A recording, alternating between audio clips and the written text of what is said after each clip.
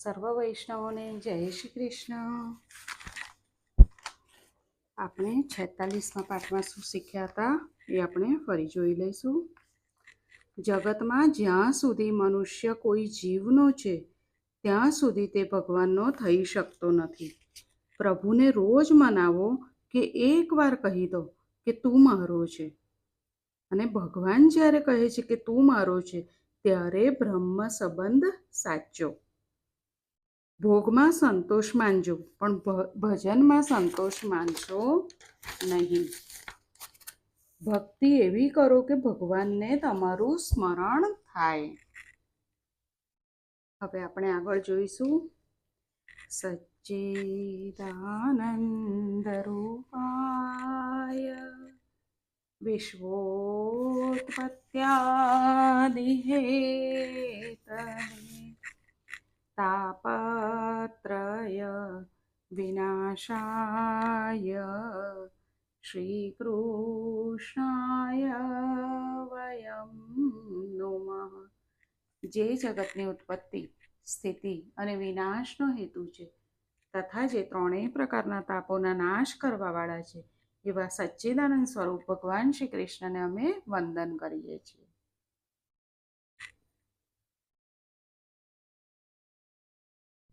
અગાઉ આપણે જોયું કે વિદુરજી મૈત્રેય ઋષિને મળવા ગયા અને એમને સાષ્ટાંગ પ્રણામ કર્યા. અને મૈત્રેયજી વિદુરજીને કહે છે કે હું તમને ઓળખું છું, તમે કંઈ સાધારણ મનુષ્ય નથી, તમે યમરાજાના અવતાર છો. માંડવ્ય ઋષિના શ્રાપથી તમારો આ દાસી પુત્ર તરીકે શૂદ્રના ઘરે જન્મ થયો છે.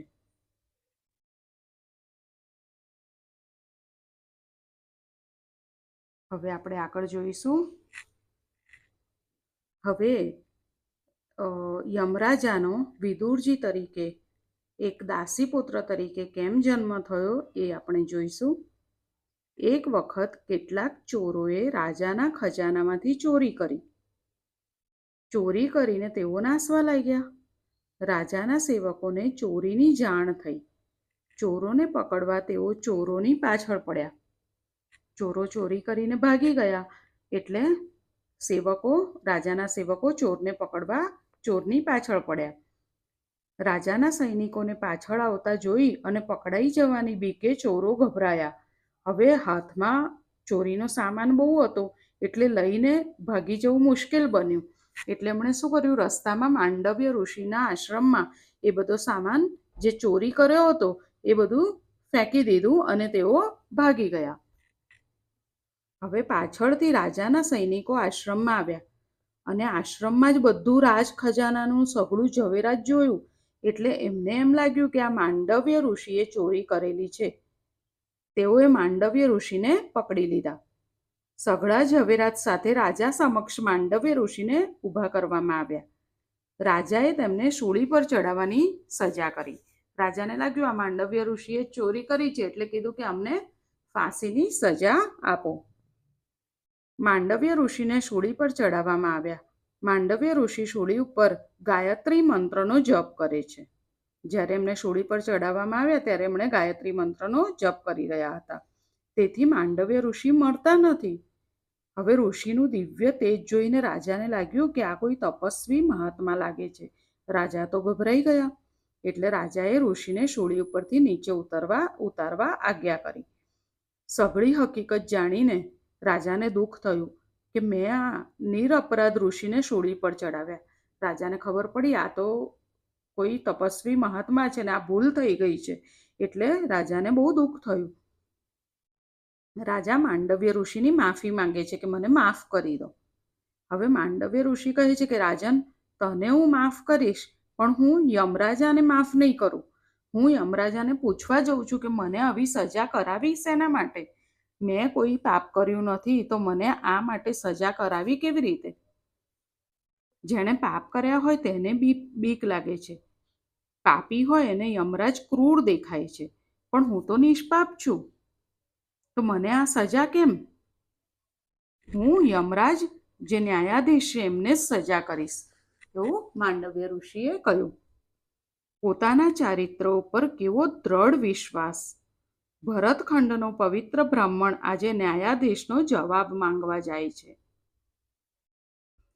માંડવ્ય ઋષિ હવે યમરાજાને પૂછવા જાય છે. ઋષિ યમરાજાના દરબારમાં આવ્યા. યમરાજાને પૂછે છે કે મેં બિલકુલ પાપ કર્યું નથી, તો પછી મને સૂળીએ કેમ ચડાવ્યો અને કયા પાપની સજા બદલ મને આમ કરવામાં આવ્યું? હવે યમરાજા તો ગભરાઈ ગયા. યમરાજાએ વિચાર્યું કે ભૂલ થઈ ગઈ એમ કહીશ તો મને આ ઋષિ શ્રાપ આપશે. એટલે પછી એમણે કહ્યું કે તમે જ્યારે 3 વર્ષના હતા ત્યારે એક પતંગિયાને કાંટો મારેલો અને તે બદલ તમને આ સજા કરવામાં આવી છે. યમરાજાએ શું કીધું માંડવ્ય ઋષિને કે તમે જ્યારે 3 વર્ષના હતા ત્યારે તમે એક પતંગિયાને કાંટો માર્યો હતો, એના બદલ તમને આ સજા કરવામાં આવી છે. પાપ જાણીને કરો કે અજાણતા, પાપની સજા જરૂર ભોગવવી જ પડે છે. શું કહ્યું? પાપ જાણીને કરો કે અજાણતા, પાપની સજા ભોગવવી જ પડે છે. ભગવાન પાપ લેતા નથી. પુણ્ય ભોગવવાની ઈચ્છા ન કરો તો ચાલે, પણ પાપ તો ભોગવવું જ પડશે. હવે પુણ્ય હોય આપણે કૃષ્ણ અર્પણ થઈ શકે, પણ પાપ થઈ શકતું નથી. પાપ તો ભોગવે જ છૂટકો છે. ભોગવ્યા વગર પાપનો નાશ થતો નથી. લોકો સાંજે દુકાનેથી ઘરે જતી વખતે મંદિરમાં જાય છે અને ભગવાનને હાથ જોડીને કહે છે કે આખા દિવસમાં મેં જે જૂઠું બોલ્યું હોય કે લોકોને છેતર્યા હોય, કાળા ધોળા કર્યા હોય, એ બધું નાથ હું તમને અર્પણ કરું છું. કાયા વાચા મનથી, તેનો અર્થ થાય છે કે કાયા વાચા મનથી જે પુણ્ય કર્યું હોય તે પ્રભુને અર્પણ કરવાનું છે. પુણ્ય સમર્પણ થઈ શકે છે, પાપ સમર્પણ થઈ શકતું નથી. ભગવાન પાપ લેતા નથી. સામાન્ય સરકાર પણ બક્ષિસ પરત લે. સરકાર હોય એ આપણને બક્ષિસ આપે તો એ પાછી લે. કોઈને સજા કરવામાં આવી હોય તો સજા પરત લેતી નથી. ભગવાન કહે છે કે કેવો મૂર્ખ છે, મને પાપ આપવા આવ્યો છે. પરમાત્માને હંમેશા પુણ્ય અર્પણ કરજો. પાપ હું ભોગવીશ અને ઠાકોરજીને પુણ્ય અર્પણ કરીશ. ઠાકોરજીને ઉત્તમમાં ઉત્તમ વસ્તુ અર્પણ કરવી જોઈએ, તેનું નામ ભક્તિ છે. ભગવાનને પુણ્ય અર્પણ કરવા જોઈએ. માંડવ્ય ઋષિએ યમરાજાને કહ્યું કે શાસ્ત્રમાં આજ્ઞા છે કે કોઈ મનુષ્ય અજ્ઞાન અવસ્થામાં કંઈ પાપ કરે તો તેની સજા તેને સ્વપ્નમાં કરવામાં આવે છે. હું તો બાળક હતો. માંડવ્ય ઋષિએ યમરાજાને શું કહ્યું કે હું 3 વર્ષનો હતો ત્યારે મેં પતંગિયાને કાંટો માર્યો હતો ને, તો હું તો બાળક હતો. તો શાસ્ત્રમાં શું આજ્ઞા છે કે અજ્ઞાન અવસ્થામાં આપણને અજ્ઞાન જ હોય, આપણને ખબર જ ના હોય કે આવું ના કરાય, અને ત્યારે આપણાથી જો પાપ થઈ ગયું હોય તો એની સજા સ્વપ્નમાં કરવામાં આવે છે. એટલે તે વખતે કરેલા કૃત્યની સજા તમારે મને સ્વપ્ન અવસ્થામાં કરવી જોઈતી હતી. આવા પાપ માટે મને સ્વપ્નમાં સજા કરવી જોઈતી હતી.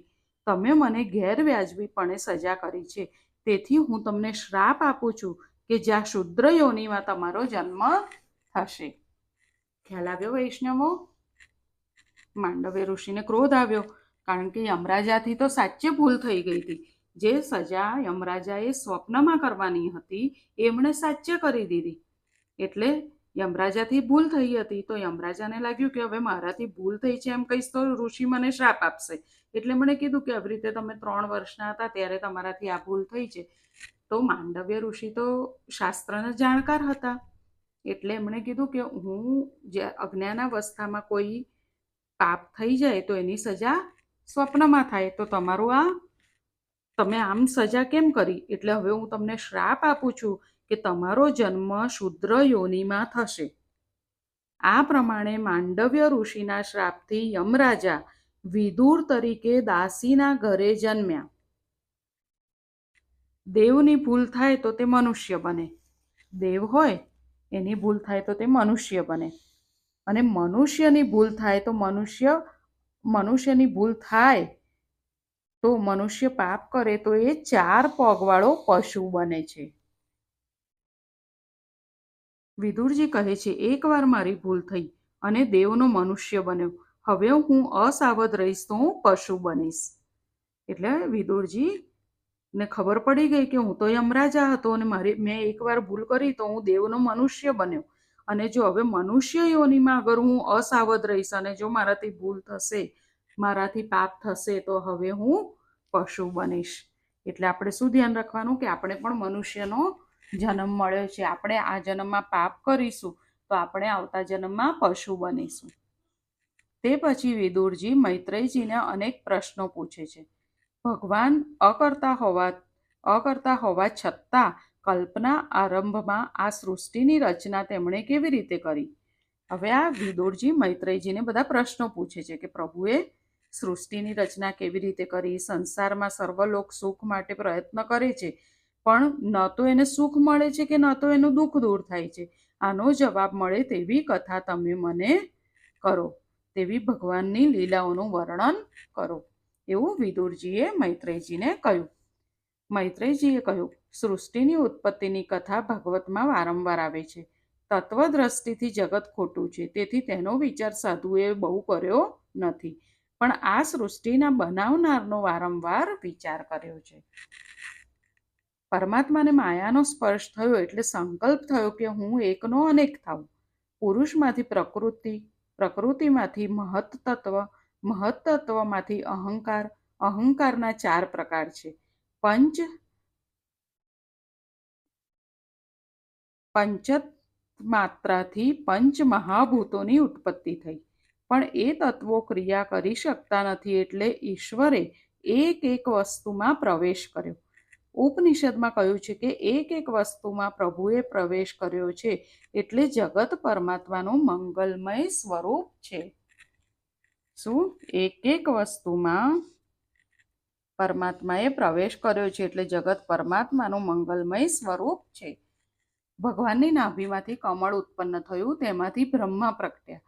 બ્રહ્માજીએ કમળનું મુખ શોધવા માટે પ્રયત્ન કર્યો, ત્યાં ચતુર્ભુજ નારાયણના દર્શન થયા. બ્રહ્માએ સ્તુતિ કરી, સંતતિ અને સંપત્તિ એ ભગવત કૃપાનું ફળ નથી. સંતતિ અને સંપત્તિ, સંતતિ એટલે તો ખબર જ છે ને, આપણા પુત્ર. સંતતિ અને સંપત્તિ એટલે ધન, એ ભગવત કૃપાનું ફળ નથી, એ તો પ્રારબ્ધનું ફળ છે. ભગવાન જેના ઉપર કૃપા કરે છે તેનું મન શુદ્ધ થાય છે. ભગવાન જેના ઉપર કૃપા કરે છે તેનું મન શુદ્ધ થાય છે. મન શુદ્ધિ વગર ઈશ્વર દર્શન થતું નથી. ઈશ્વર દર્શન કર્યા વિના જીવન સફળ થતું નથી. જેણે જન્મ આપ્યો છે તેને ઓળખવાનો પ્રયત્ન કર્યો નહીં, મારા જેવું મૂર્ખ કોણ? બ્રહ્માજીને બીક લાગે છે. સંસારમાં આવ્યા પછી ઇન્દ્રિયો અવળે માર્ગે ન જાય.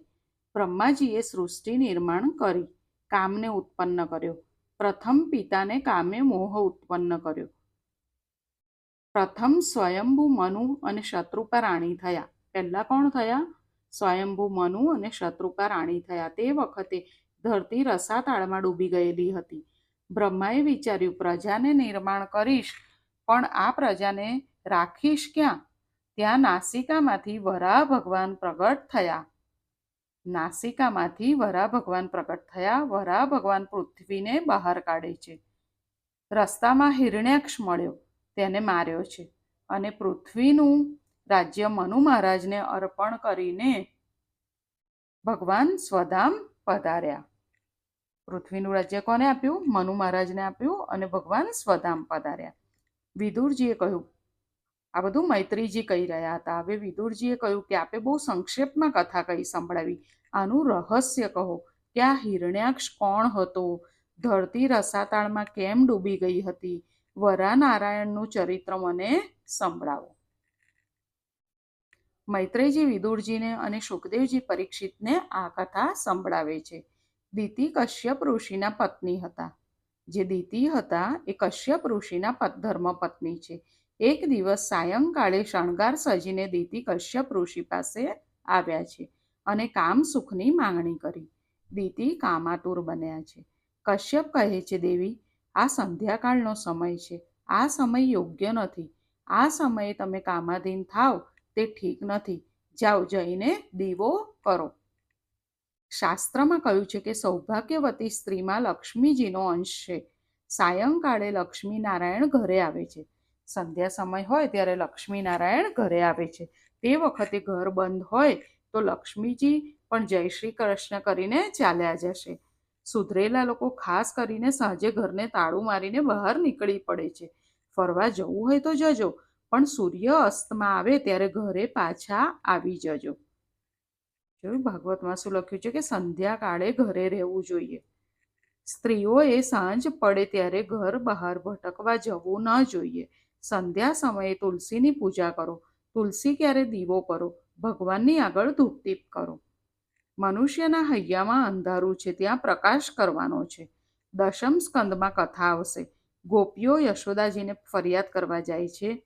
જ્યારે ગોપીઓ યશોદાજીને ફરિયાદ કરવા જાય છે કે કનૈયો અમારું માખણ ખાઈ જાય છે. યશોદા કહે છે કે તમે અંધારામાં માખણ રાખો તો કનૈયો જોવે જ નહીં. તો ગોપીઓ શું કહે છે કે અમે અંધારામાં જ માખણ રાખ્યું હતું, પણ કનૈયો આવે ત્યારે અજવાળું થાય છે. ઈશ્વર પર પ્રકાશ્ય નથી, તે સ્વયં પ્રકાશ છે. પરમાત્માને દીવાની જરૂર નથી. દીવાની જરૂર કોને છે? મનુષ્યને. સાયંકાળે સૂર્યચંદ્રના તેજ દુર્બળ બને છે. હવે સંધ્યાકાળે કેમ આપણે ઘરમાં રહીને પ્રભુનું નામ લેવું જોઈએ? કારણ કે સંધ્યાકાળે સૂર્ય અને ચંદ્ર બંનેના તેજ દુર્બળ બને છે. સૂર્ય એ બુદ્ધિના માલિક છે અને ચંદ્ર એ મનના માલિક છે. મન અને બુદ્ધિના માલિક દુર્બળ હોય છે. એટલે સંધ્યાકાળે મન બુદ્ધિના બળ ઓછા હોય. મન બુદ્ધિના બળ સંધ્યાકાળે ઓછા હોય ત્યારે કામ મન બુદ્ધિમાં પ્રવેશ કરે છે. કામ મનમાં પ્રવેશ કરે છે સાંજે અને પ્રગટે છે રાત્રે. સંધ્યાકાળે પ્રભુના નામનો જપ કરો તો કામ મનમાં પ્રવેશી શકશે જ નહીં. કશ્યપ ઋષિ દિતિને સમજાવે છે. માની જાઓ. ભગવાન શંકર આ સમયે જીવ માત્રને નિહાળવા માટે ભ્રમણ કરે છે. તેથી સાયંકાળે સ્ત્રી સંગ કરવાથી શંકરનું અપમાન થાય છે. તેથી અનર્થ થાય છે. શંકર ભગવાન જોશે તો આપણને સજા કરશે. આ શરીર ભસ્મ જેવું છે, તેની ભસ્મ જ બનવાની છે. એટલે શિવજી ભસ્મ ધારણ કરે છે. જગતને વૈરાગ્યનો બોધ કરે છે. શું બોધ કરે છે? કે શરીરના લાડ બહુ નહીં કરશો. આ શરીર એક દિવસ સ્મશાનમાં જવાનું છે, તે હંમેશા યાદ રાખો. ગૃહસ્થાશ્રમ વિલાસ માટે નથી, પણ મર્યાદામાં રહીને વિવેકથી કામસુખ ભોગવી કામનો વિનાશ કરવા માટે છે. ગૃહસ્થાશ્રમ વિલાસ માટે નથી, વૈરાગ્ય માટે છે. નિયમથી કામનો વિનાશ કરવા માટે આ ગૃહસ્થાશ્રમ છે. કામ એવો દુષ્ટ છે કે એકવાર હૃદયમાં પ્રવેશ કર્યા પછી તે નીકળતો નથી. કામ એક વખત અંદર પ્રવેશ કરી જાય પછી તમારું ડહાપણ ચાલશે નહીં. માટે જીવન એવું સાદું અને પવિત્ર ગાળો કે કામને મન બુદ્ધિમાં પ્રવેશ કરવાનો અવસર જ ન મળે. આજે અહીંયા સુધી રાખીએ. આજે આપણે શું શીખ્યા એ આપણે ફરી જોઈ લઈશું. આજે આપણે શીખ્યા કે પાપ જાણીને કરો કે અજાણતા, પાપની સજા જરૂરથી ભોગવવી જ પડે છે. ભગવાન પાપ લેતા નથી. પુણ્ય ભોગવવાની ઈચ્છા ન કરો તો ચાલે, પણ પાપ તો ભોગવવું જ પડે છે. પાપ કૃષ્ણાર્પણ થઈ શકતું નથી. ઠાકોરજીને ઉત્તમમાં ઉત્તમ વસ્તુ અર્પણ કરવી જોઈએ, તેનું નામ ભક્તિ છે. હવે દેવની ભૂલ થાય તો દેવ મનુષ્ય બને છે, પણ મનુષ્યની ભૂલ થાય અને મનુષ્ય પાપ કરે તો તે 4 પગવાળો પશુ બને છે. હજી આપણે શીખ્યા કે એક એક વસ્તુમાં પ્રભુએ પ્રવેશ કર્યો એટલે જગત પરમાત્માનું મંગલમય સ્વરૂપ છે.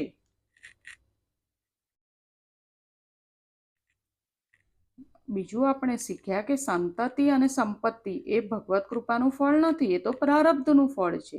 પણ પ્રભુ જેના ઉપર કૃપા કરે છે તેનું મન શુદ્ધ થાય છે. મન શુદ્ધિ વગર ઈશ્વર દર્શન થતું નથી.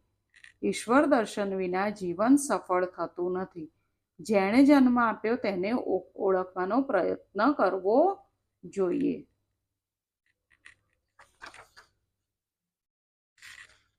આપણે જે સાંભળ્યું એ આપણે યાદ રાખીશું અને આપણે એની પ્રેક્ટિસ કરતા રહીશું.